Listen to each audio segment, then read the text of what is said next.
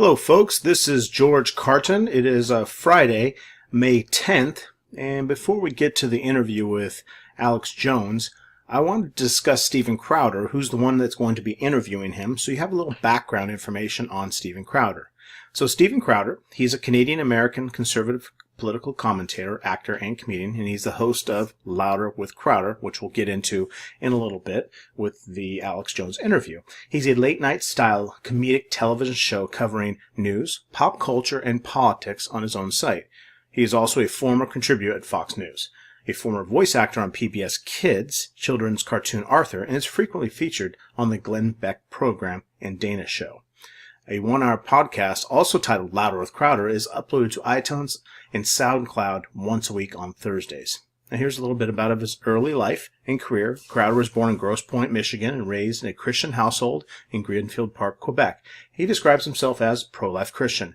And then early in his life, he worked as a voice actor for the character Alan, the Brain Powers, on children's television series Arthur. So you can read the rest about his early life and career. I just want to give a little background on him before we get into the interview with Alex Jones. So quickly on his political activity, by 2009, Crowder regularly posted satirical videos on politically conservative media, including Pajamas Media, and later on Andrew Breitbart's Big Hollywood.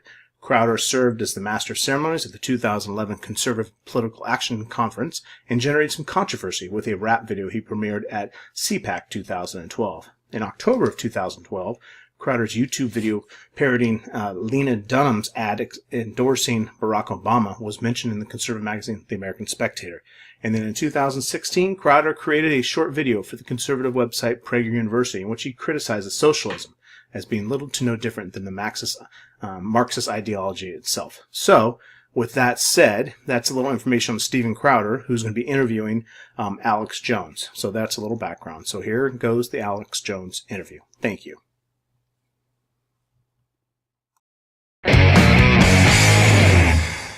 All right, Alex Jones, this is just kind of after the show. I want, because I know this was a topic that's going to take a little bit longer to unpack. You were just talking about sort of demonic apparitions and what they do in Silicon Valley. Now, here's one thing I will say. I have not had any experience with DMT or like hallucinogenic drugs. But I do know that Joe Rogan and Eddie Bravo have talked about this, and it's fascinating to me that they've talked about having shared hallucinations. Which you don't really get when it's a hallucination, right? If it's in your mind, if it's just something that you're, deep there in your subconscious, your cerebellum is conjuring up, you wouldn't all see the same thing. And this is something that other people have talked about in taking these drugs. Here's kind of, and this is what I thought was very interesting, and I think there were some misconnections sometimes with you and Eddie and Joe a little bit, what specifically once the pot came out. But I did think was interesting that you were bringing up was talking about kind of this historical opening of a door. And as a Christian, I do believe this. Certainly, if you're taking all kinds of hallucinogenic drugs, you're opening a door and distancing yourself from God where you might be more prone to, let's call it, demonic or evil influence. Is that a relatively accurate kind of interpretation? That is exactly what I was trying to say. I don't take DMT. I've not taken that. I've never taken ayahuasca. And I've talked to hundreds of people. It's the total rage for like 15 years where I live in Austin. And a lot of these are doctors, they're scientists, and they go, yeah, we were down in Peru, or we were down in Costa Rica, or we were down in Belize, and there was 20 of us, there was 50 of us, there was 100 of us, and we saw the spaceship land, and the aliens walk out, and we all saw the same aliens, and they all, and I'm like, listen, but the doctor goes, this medical doctor I know, he goes, but I think that's just the chemical. And I'm like, no, dude, you don't all see the same thing. It lowers the veil the Bible talks about, where you can see, your eyes see a lot more than just visible light. They're part of your brain. And so God has given us blinders so that we can operate in the third dimension and not go crazy, seeing all the other stuff going on around us in other dimensions.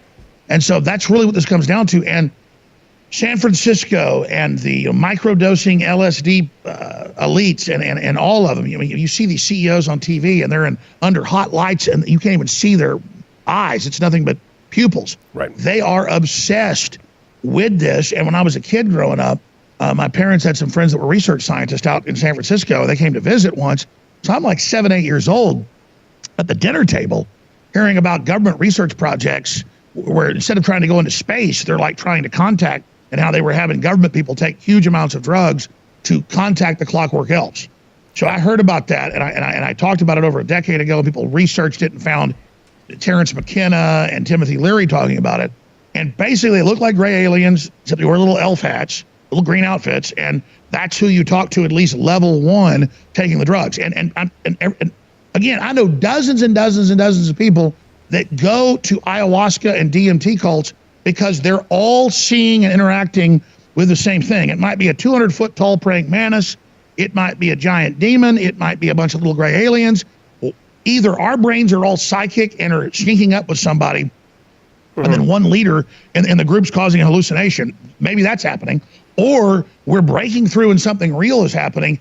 Biblically, you read about it, the Bible says, do not go to the sorcerers and take pharmakia. You know, the symbol of the grinder and the bowl means drugs. Right. Because that's what the magicians in every culture would grind up hallucinogens, take them, and they go, the gods say build a pyramid or build an altar and throw babies into it. Whether it was the Babylonians or whether it was the earlier Egyptians, or whether it was the Druids, or whether it was the Aztecs. Or you can even go back to the Bacchanalians, the parties that they would have. That's where debauchery comes from. A lot of people don't realize this. The term debauchery comes from the Bacchanalians, the parties that they would have, where they were drug-induced, where people would come out of a human orgy pile missing a limb. The idea that sort of low, and Joe Rogan is talking about this. This is why I did think this was an interesting topic, and I did think that maybe Joe and Eddie can't necessarily explore it as deeply since they do partake a little bit more. That's not a condemnation on their choices. I just think they may be somewhat uncomfortable with this idea. When you do lower... And let's be clear. You read about Nero. Yes. And people. He would dress up like a werewolf. This is in the Roman histories. And have a kid tied up to a pole and run in with a wolf skin on his back and kill a kid. Exactly. These elites take drugs like voodoo to try to interface with something evil. So an Eddie Bravo, a Joe Rogan, they're nice guys.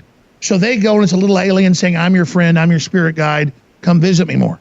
But people that get deeper into it, the spirit guide, just like the Bible says, leads you somewhere very, very bad. And again, why do we think aliens are going to come from space? They're going to come from another dimension. Again, I agree, they're not aliens. They've always been with us, and it's demonic. And listen, you can search engine this. We have human-animal hybrids now. We have babies that have been genetically edited. We have world government. I mean, it's all here, and I'm not saying I even have the answers. Right. All I'm saying is the establishment is obsessed with communicating via pharmakia drugs with other entities, just like in every history book, in every culture, they always were. Right. And I do think that's important for people to note that, listen, I know they'll say, well, Christians believe that God told them this. Okay, absolutely. But the difference is if you look at a lot of pagan cultures, and like some of the cultures that you just mentioned, they all say, well, God told me this. And usually there's some kind of a drug or chemically induced influence when you look at the great acts of evil and barbarism. Even talking because about it's lower level. Exactly. It's a lower dimension. You access the devil through drugs and jacking with what God already gave us. But they know through higher levels, chemicals are released in the brain. During prayer, during emotional moments, you're higher with God. That's when you get love and grace and the universe, and it's all good. But you get into the occult, all of it's bad. None of it's good. Right. And I know Joe and Eddie have talked about lowering your inhibitions quite a bit, even if it's just marijuana, as a good thing.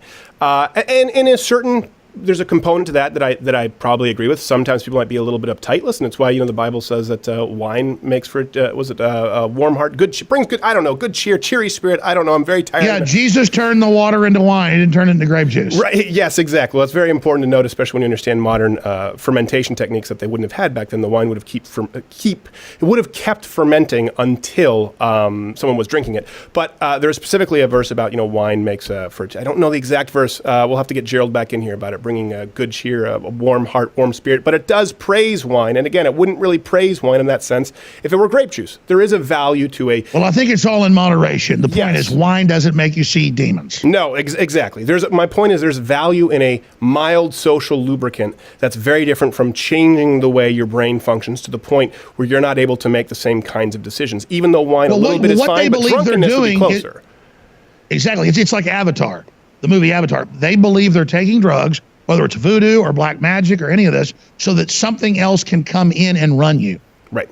And that's what this is you're giving yourself over to something else, and you're being influenced by a interdimensional, off-world, spiritual, whatever you want to call it, thing that wants to kill, steal, and destroy. I mean, you read the Bible, and then you see what people, the experiences they have. on ayahuasca and DMT, it is satanic. And so that's why, I like Joey's a nice guy. He's like, hey, you should take DMT. And I'm like, no freaking way, man. It's not even a fear-based thing. It's the losing control. And then like I'm in a damn room with a 200-foot praying mantis. I was talking to one of the crew members, and he took it about a year ago, and he was in this room with a 200-foot praying mantis for like 10 years, it felt like, telling him, submit to me. That sounds like The Mist. Yeah. It sounds It doesn't absolutely sound terrible. fun to me. No, it doesn't sound very fun to me. I did notice you talking with Eddie Bravo, and because he used to be more of a UFO guy, and he did say, Yes. no, I don't think they're coming. I think they're traveling through dimensions, and maybe I think at one point he said maybe they're coming from below. He seemed as though he was more open to your point of view on this. And by the way, I'm not taking any particular sides here or saying that I agree with you 100%, Joe or Eddie, but is there have there ever been some off-air conversations with Eddie where you're maybe witnessing a little bit? I mean, I think Eddie overall is a Christian, and I think Joe's coming along, and I have had a lot of off-air conversations with those guys. But I mean, I think Joe's really a genuine guy who wants to get along with everybody, and that's how he kind of got sucked in and was being nice to the corporate establishment, and then he saw the giant backlash to it, and that kind of got him back. So he did a good job. I guess on Thursday, or was it Wednesday, whatever. This was Tuesday. Days all fly by me. This was Tuesday of this week. Confronting them. So I'm just glad. I don't think those guys are bad guys. I think they're good guys.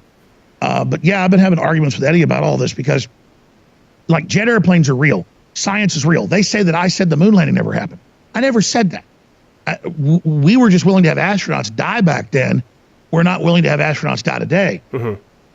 And there was a secret military operation where a lot of them did die. People like Neil Armstrong, who was a test pilot in the X-15 and other things. There were other guys that died in secret missions to pave the way for the public missions. And so they go, oh, Jones says the moon landing's fake, and then they never show what I said, or all these things I didn't say. But notice when I get into all you do believe we've landed on the moon? Oh, yeah. Well, Stephen, 90% of what they say I said is like, I'll say Hillary Clinton is personally responsible for murdering children in Syria by funding the Arab Spring, where men take children and murder them and torture them or sell their body parts. And I'm reading news articles. Right. And then Megyn Kelly edited it on Fox News and said that I said in a pizza place they were murdering kids in a basement. Right. I mean, it's just next level how they lie.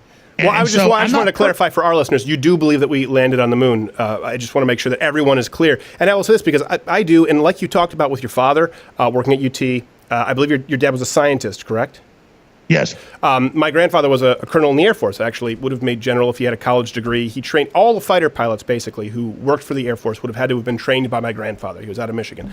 And, my dad used to have astronauts over for dinner, right? So they would run in the same circles. People of at a very, at a certain military rank, it's very common. And of course, a lot of those fighter pilots would go on to work for NASA. So sometimes personal experience does inform a worldview. It's hard to communicate that though sometimes because other people haven't had that same experience. And this is one thing I wanted to ask you. You talked about on Joe Rogan's show quite a bit. This is just sort of a personal conversation here. I'm glad that we're doing this as an extended version. You talked about sort of the psychosis that comes in with seeing a lot of these conspiracies, seeing them play out, and then maybe at one point you were looking for conspiracies in too many places because you had seen the corruption.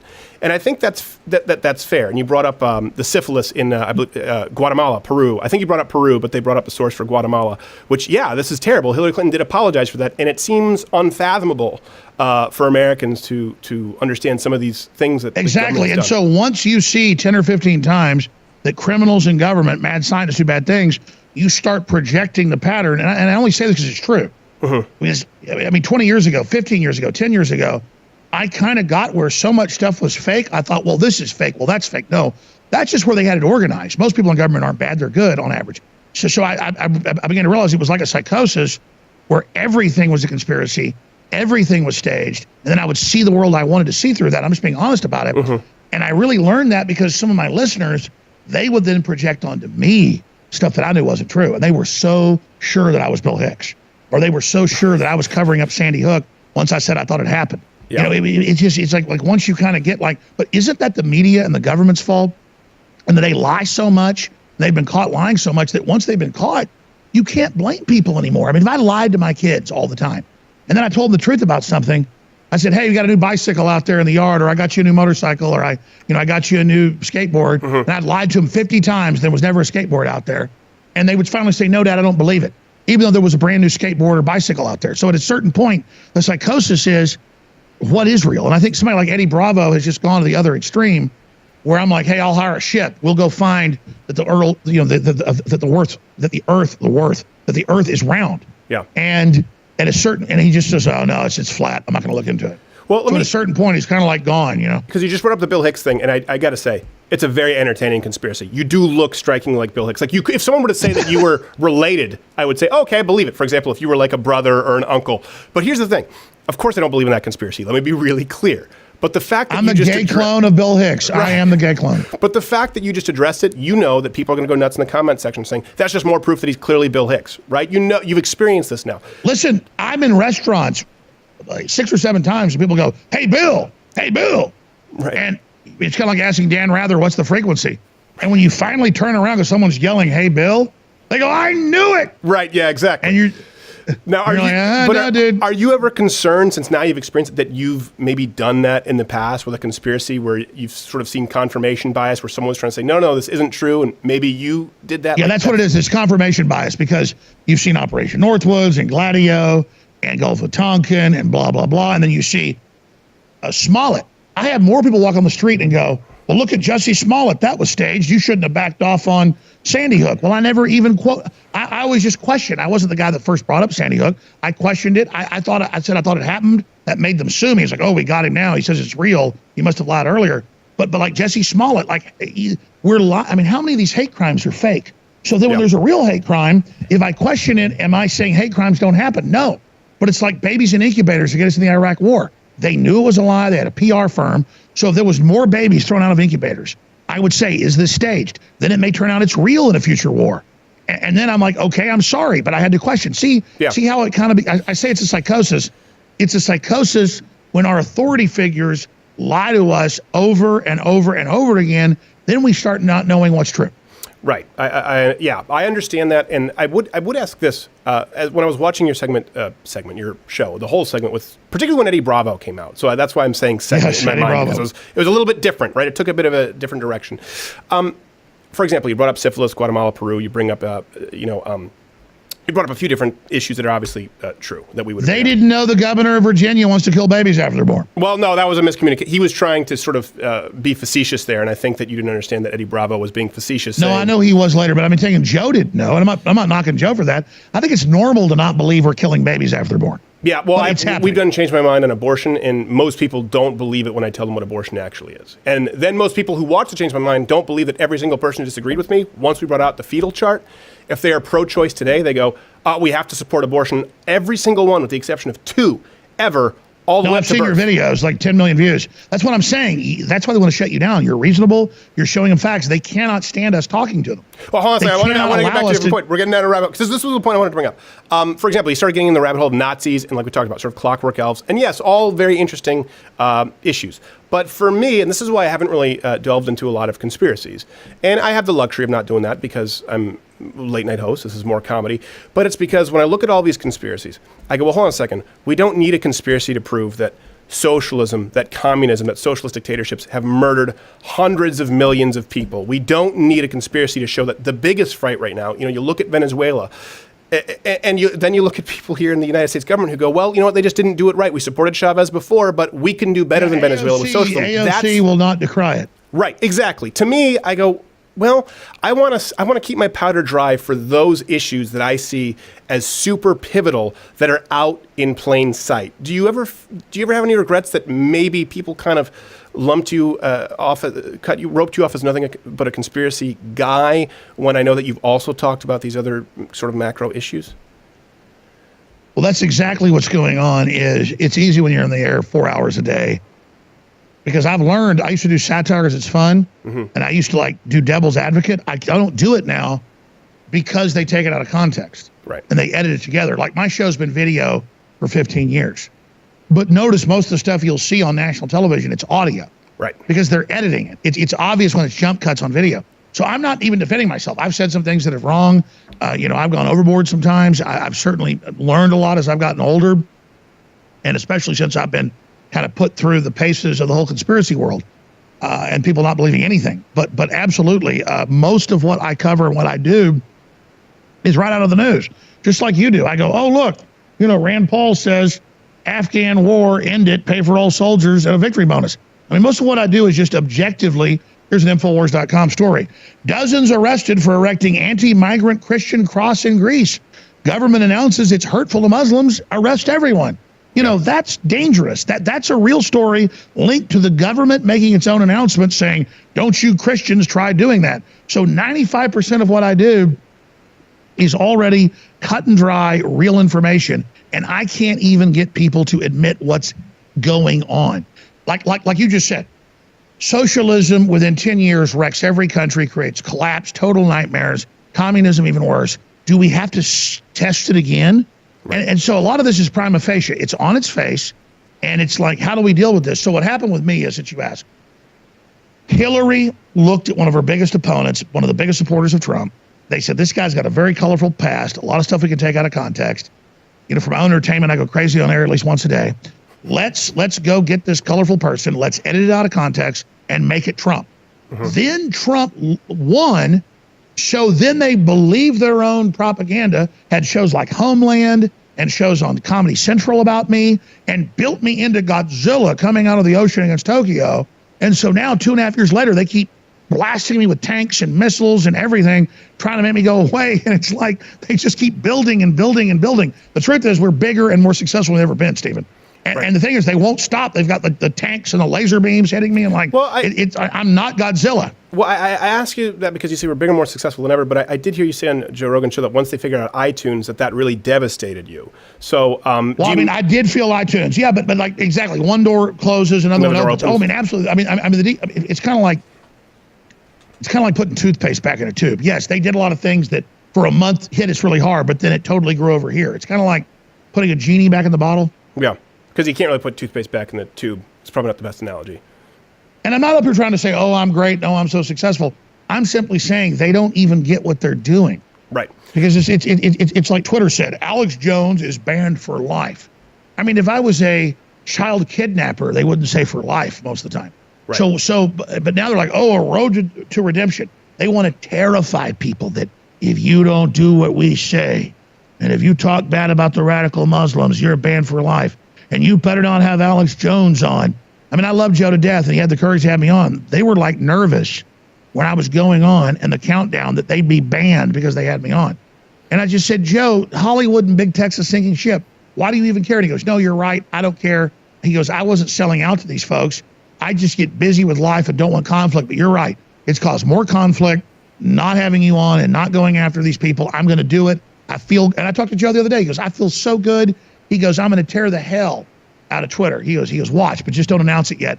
And he feels good now, and he's on cloud nine. He's being himself, the Joe I knew. And but he said to Tim Pool, he said, I'm very liberal. The only issue I disagree with liberals on is the Second Amendment. So because Tim Pool sort of sarcastically said, you're basically a socialist, Joe. I mean, you're just more liberal. And Joe said, yeah, I'm very liberal except on the Second Amendment.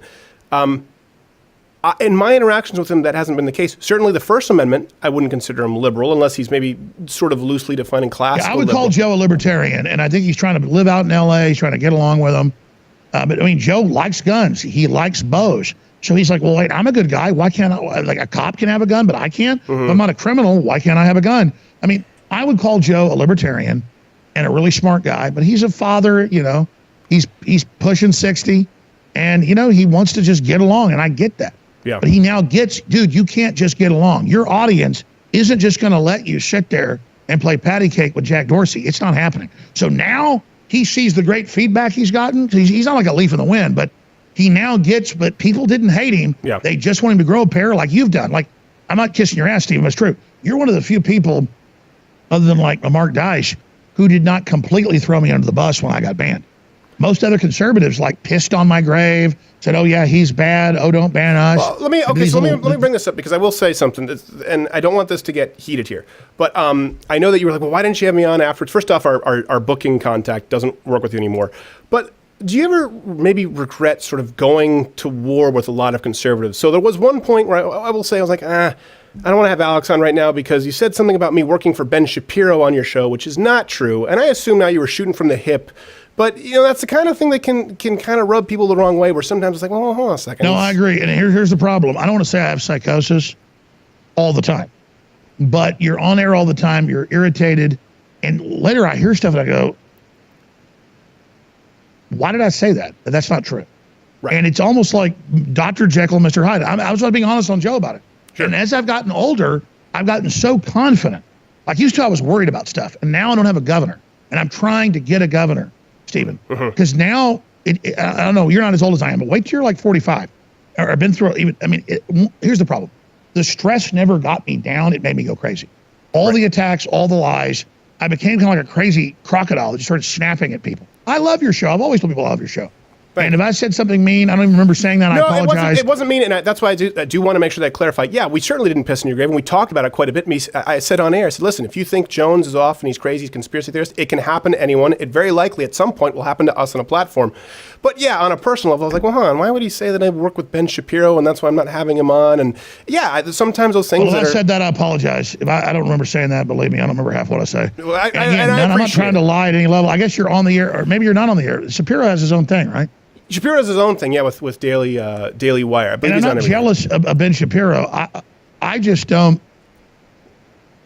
get like every headline, like the genius, the man, the myth, and like a pipe, like oh, and so you're right. You don't work with him. I'm not even against him. I just don't get Michael Savage with top ratings is taken off the air, and then all his radio stations are given to Ben Shapiro. I have no idea. I didn't even know he was on terrestrial radio, honestly. But Ben's been a longtime friend of mine. He actually I met him through Andrew Breitbart when I was writing there, when it used to be Big Hollywood, before it was called Breitbart anything. And I actually had him negotiate some contracts for me just on an hourly basis because I said, hey, you're Jewish and conservative, and we've been friends. But I've tried to avoid, I will say this, as sort of a philosophy. And a big part of this was Andrew Breitbart, actually. A conservative once attacked me on YouTube about a video that I did on Detroit early on. And Andrew called that person up. I don't even want to honor this person with airtime, so I don't want to get into the specifics of who it is, but someone can search this pretty quickly. I did a video on Detroit where I talked about bear sightings in Detroit. So I talked about the unemployment, how it's been run by far leftists since 1961, really talked about how it's sort of this iconic model leftist city. And in there was a throwaway joke where I said it's gotten so bad that not only are there packs of wild dogs, which there are in Detroit, but there have been bear sightings. Now, the bear sightings I'm going to get to the point here. The bear sightings have only actually occurred outside of city limits, but very close to Detroit. So this person just rakes me over the coals and attacks me as a liar, kind of went to this conspiracy route that I don't know who I was working for. And Andrew called him up, Z. I almost slipped, and said, listen, you don't attack other conservatives, certainly not if we're running on the same platform. Did we lose Alex? Yes, people watching right now terrestrially, yep, we did have to cut. We just lost Skype, so Alex can confirm that this is not some conspiracy. We just lost a connection here. Long story short, Andrew Breitbart called this person and said, listen, a rule of mine is you do not attack other conservatives, particularly if you haven't spoken with them in private and tried to work it out first. And this person refused to retract it, and this person was no longer welcome contributing to any of Andrew's sites. So that's kind of been a defining... Again, since I was just a comedian and actor and then kind of sat under the tutelage of Andrew as I came up in this movement more, I think at 20 years old, that's been a guiding rule for me. That's what I was kind of getting back to. Do you think that if you could do it all over, that would be something that maybe you would give greater importance Absolutely. I've gotten where I have attacked some people. I used to actually follow that rule myself because I'm not a big infighter. And then when people don't stand up for you when you're under attack, you start attacking everybody to let them see what it feels like because misery loves company. Right. But I've been trying to get back to my roots of not doing that. And, the truth is I find Ben Shapiro incredibly handsome. I've got a painting of him on my wall at my home. And I want to marry Ben Shapiro. Well, you're getting mad at Ben Shapiro, but like Ann Coulter used to really despise, and then you both kind of found yourself coming back in the same camp with Trump. Did you two ever meet? Was that ever awkward? Because you two had some really heated discussions. I did run into her at the RNC, and I did run into her at a few other events, and I've had her on a few times. And listen, I get where she was coming from now, and I've moved. Here's the thing. I used to almost be kind of liberal. Then I moved more towards libertarian, and then this happens to most people. As I get older, I think more kind of conservative. Mm-hmm. So I used to kind of be a libertarian liberal, then kind of a libertarian, and then now a little bit more conservative in my views. So yeah. And used to, I'd read Ann Coulter saying something. She wouldn't put satire at the end. So she'd go, the Japanese ought to really be thankful for Fukushima. That radiation's really good for you. And right. I'm like, you idiot, it's killing them. It was a joke, a sick joke. But I was taking it as literal. Now I get that a lot of what she does is satirical. So I like Ann Coulter. I'm really envious of Ben Shapiro and obsessed with him. All right. And No, seriously. The point is, I don't want to fight with anybody. You're absolutely right. And I think you and I and Ben Shapiro, we should all. Well, the only reason I brought up his name was because you said that I worked for him, and I was just letting you know that was somewhat irritating because I had to feel like you with Bill Hicks, a bunch of comments going, no, I don't know where this is coming from.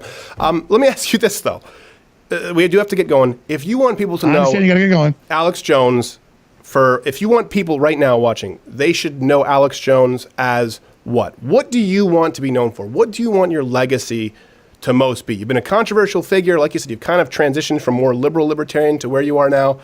How would you want to be remembered or known? As somebody that wants to live in a free country and a free world, who believes in humanity and who loves private property and God, the Second Amendment, and who's a fan of Americana and who wants to see that continue and wants to defeat people like AOC and little vampire bat Kim Jong-un and the rest of it, and who just, again, isn't going to back down the cultural Marxists and all these bullies. And that's who I am. It's what I stand for. And I believe in America. I bet on America. And I think America is coming back. But I think it's up to people like you and I and all your viewers and listeners who are the brain trust of this country. The people watching you right now are no doubt the most focused, most involved Americans on the planet. Yeah. Because there's Americans all over the world. And we really are special. We are something special. There is something that is truly independent and exceptional about America. It's that idea, it's that spirit, it's why people want to come here. And so it's that spirit of America that I'm searching for, and I think I found it, and I'm just glad to be here with you. And anybody that wants to find out what I'm actually saying versus what mainstream media is obsessed with, can visit Infowars.com or Newswars.com. And Stephen, anytime you're not busy, which I know you're a hard worker, please come on my show. Yeah, well, I appreciate that, and like I said, we wanted to be at South by Southwest here this year, but I've been banned along with every working member of my staff, as far as I know. So we'll have to find some other people. And it's been a weird spell there at South by Southwest. But all right, well, thank you, Infowars.com. Alex, thank you for taking the time, man. I appreciate it, and heal up with your bicep there, brother. Don't go crazy. Don't taking off the cast, but don't go crazy doing preacher curls at the gym or anything. Don't worry, I won't, Herr Crowder.